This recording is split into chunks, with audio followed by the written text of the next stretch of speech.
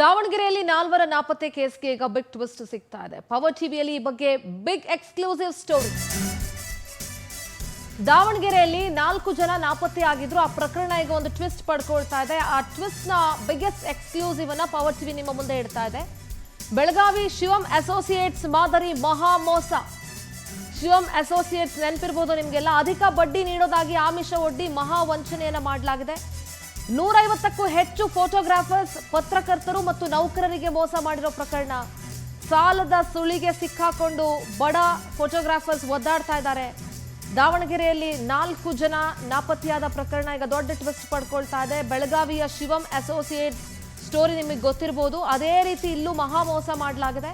ಅಧಿಕ ಬಡ್ಡಿ ನೀಡೋದಾಗಿ ಆಮಿಷ ಒಡ್ಡಿ ಮಹಾ ವಂಚನೆ ಮಾಡಿದ್ದಾರೆ. 150ಕ್ಕೂ ಹೆಚ್ಚು ಮಂದಿ ಫೋಟೋಗ್ರಾಫರ್ಗಳು, ಪತ್ರಕರ್ತರು, ನೌಕರರಿಗೆ ಮೋಸ ಆಗಿದೆ. ಸಾಲದ ಸುಳಿಗೆ ಸಿಕ್ಕಾಕೊಂಡು ಬಡ ಫೋಟೋಗ್ರಾಫರ್ಗಳು ಇವತ್ತು ಒದ್ದಾಡ್ತಾ ಇದ್ದಾರೆ.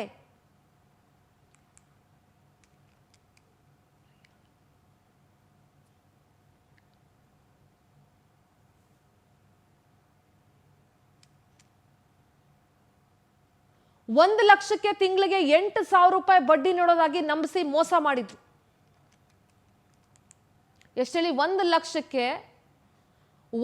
ಲಕ್ಷಕ್ಕೆ ತಿಂಗಳಿಗೆ 8,000 ರೂಪಾಯಿ ಬಡ್ಡಿ ನೀಡೋದಾಗಿ ನಂಬಿಸಿ ಮೋಸ ಮಾಡಿದಂಥವ್ರು ಇವರು.